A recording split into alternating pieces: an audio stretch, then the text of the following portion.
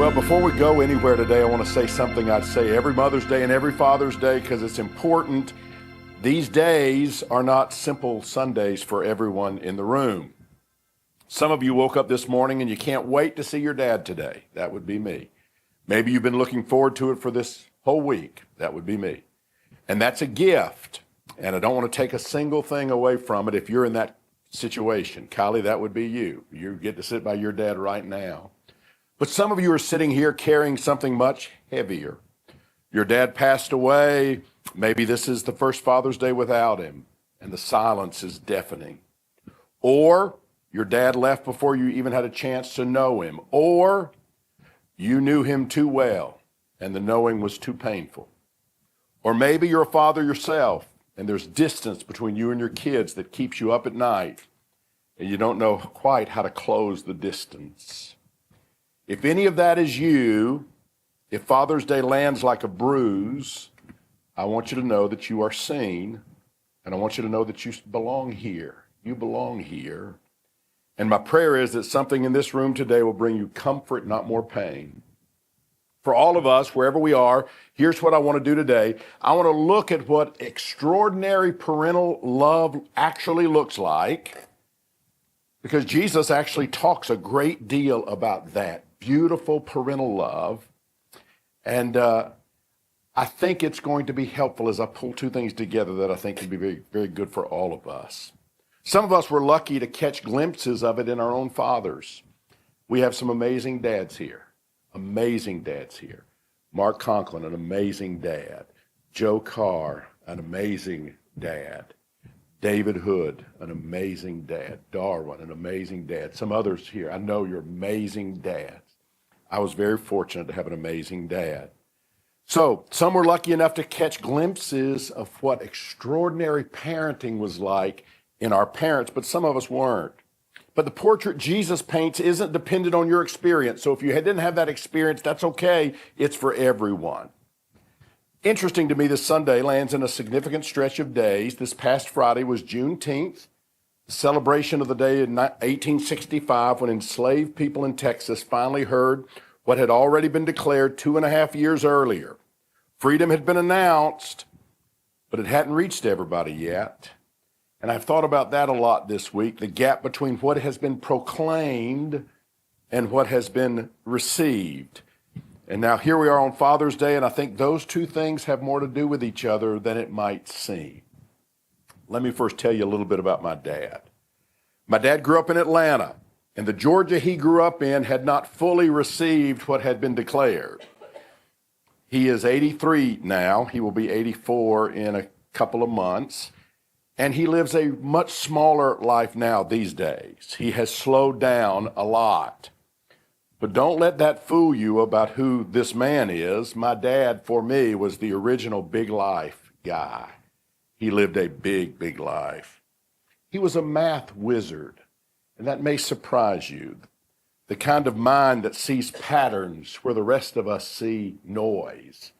You have no idea what it was like. I failed college algebra 3 times. I finally was given just a social promotion. I took it twice at Houston Baptist University. I took it once at LSU in a correspondence course and finally passed it at Pearl River Junior College in Poplarville, Mississippi. I was searching for somewhere where they would pass me in algebra. I actually left and started working on my master's, still contingent upon me getting that fulfillment because I could not pass algebra.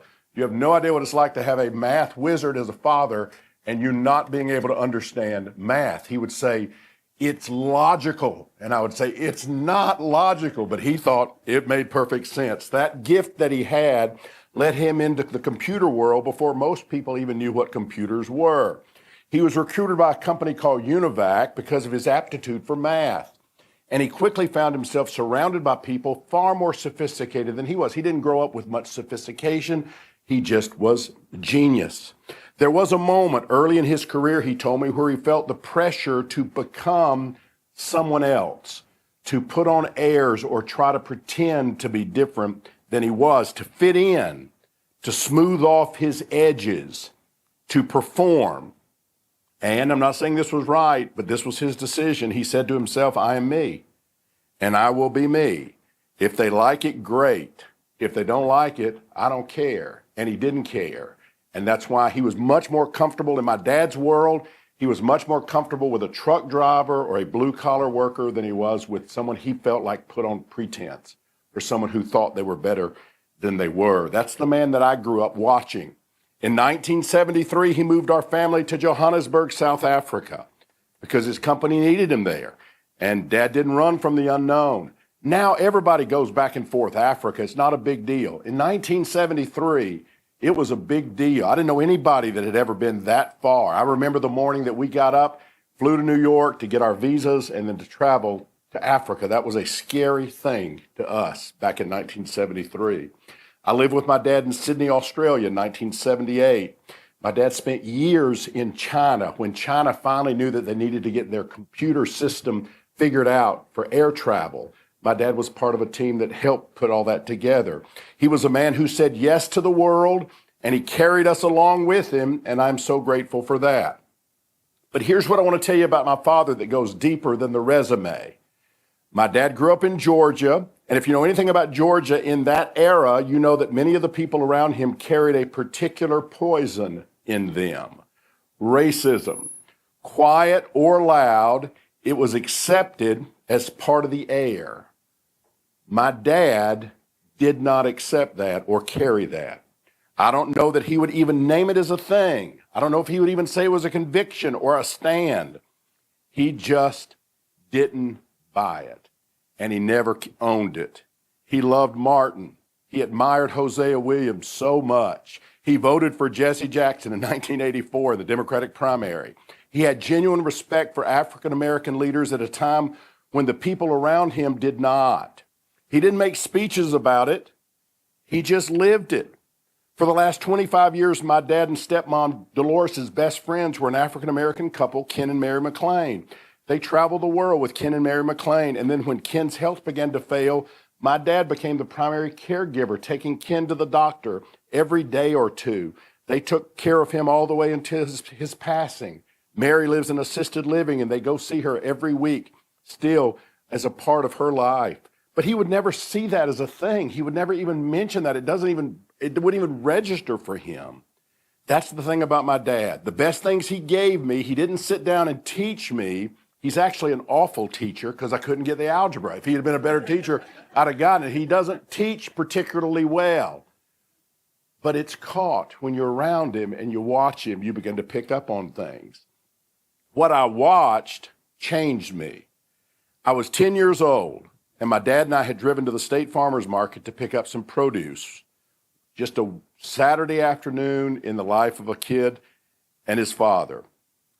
There was a truck backed up beside one of the stalls, and there was a Mexican man unloading produce from the back of it, just working, just doing his job in the Georgia heat. My dad stopped, and he looked at that man for a moment, and then he said something to me that I have never, not once in my entire life, forgotten. My dad said, that man, right there, that man may have crossed a river to get here to make a better life for his family. And then I saw a tear in his eye, and my dad said, I hope I would be a strong enough person that I would want to swim a river if it meant making a better life for you and your sister.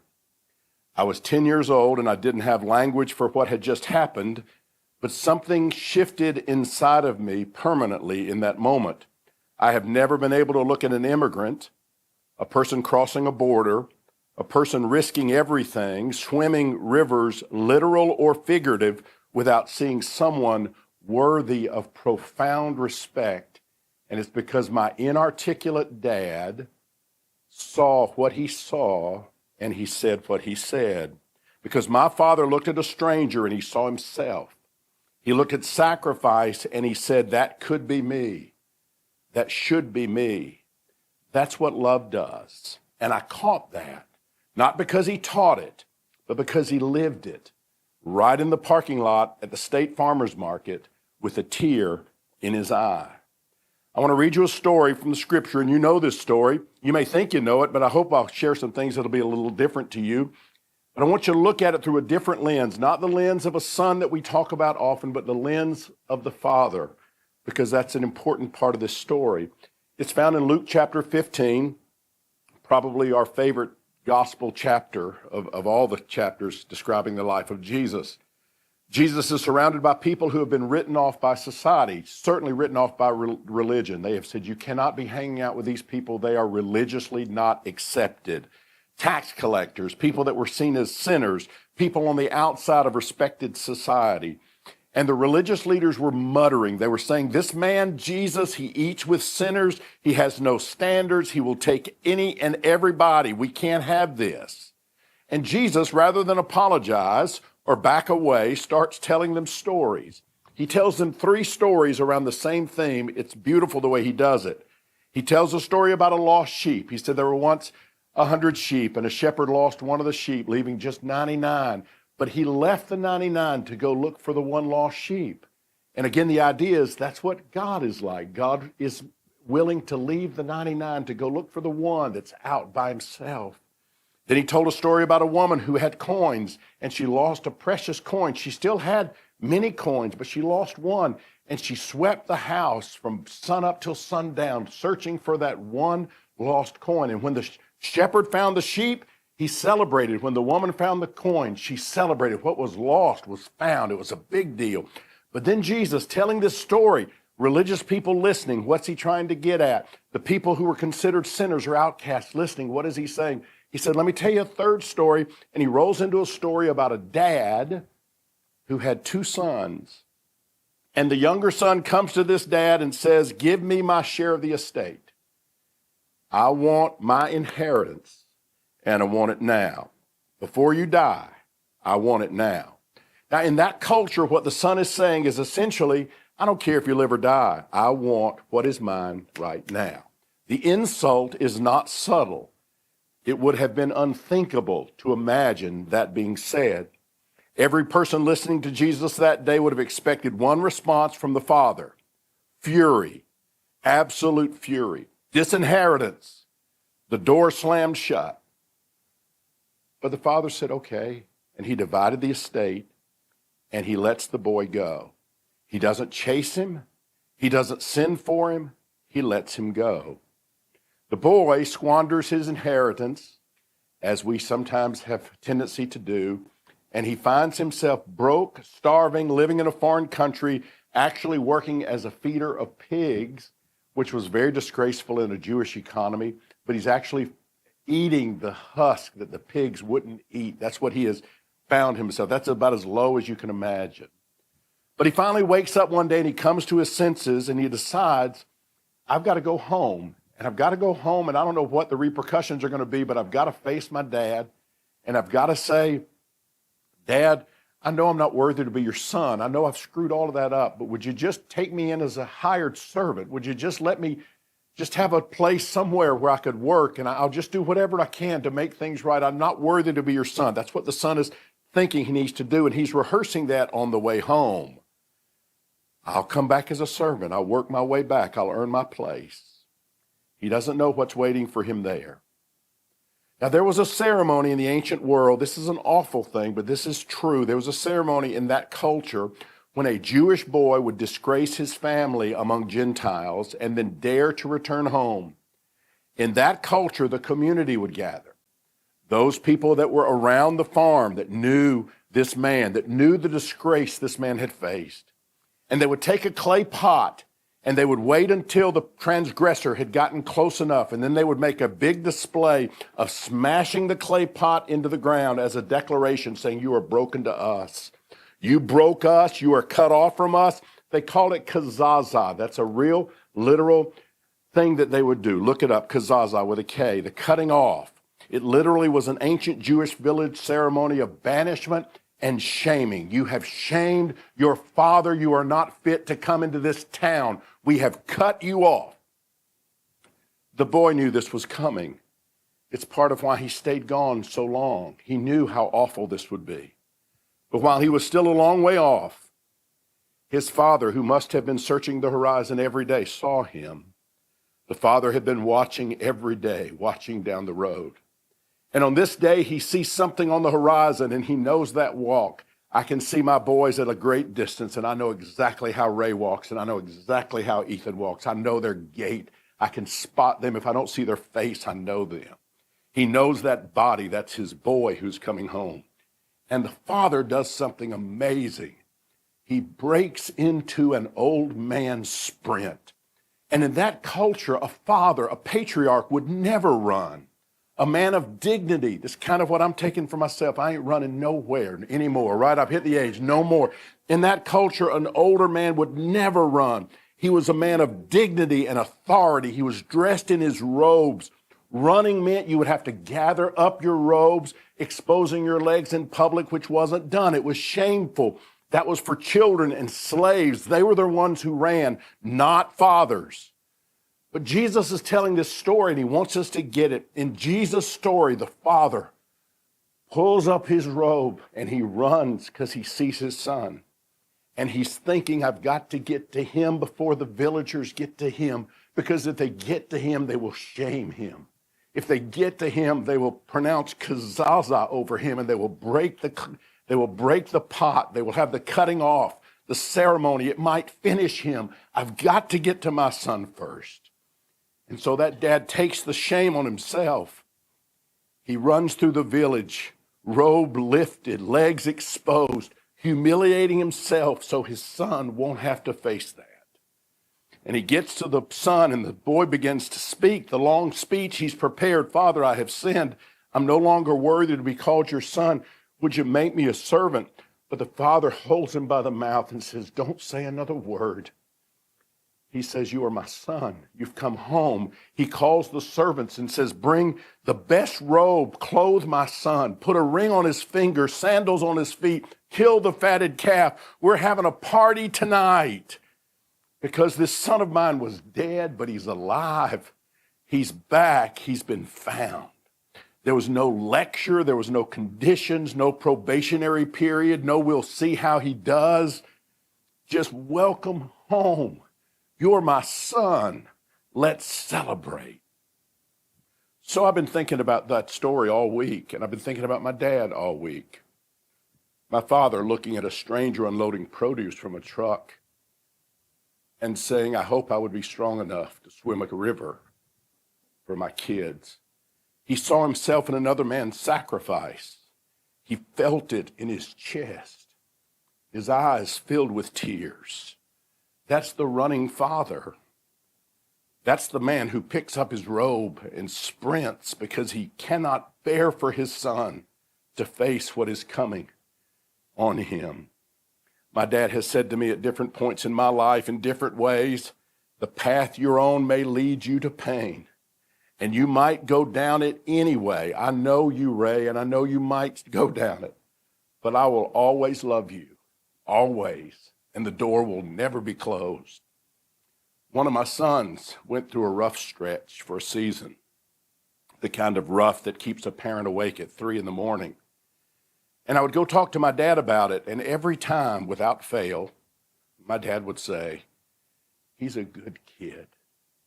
He's just in a rough patch, but he's a good kid. Look at who he is at his core. He's going to get through this.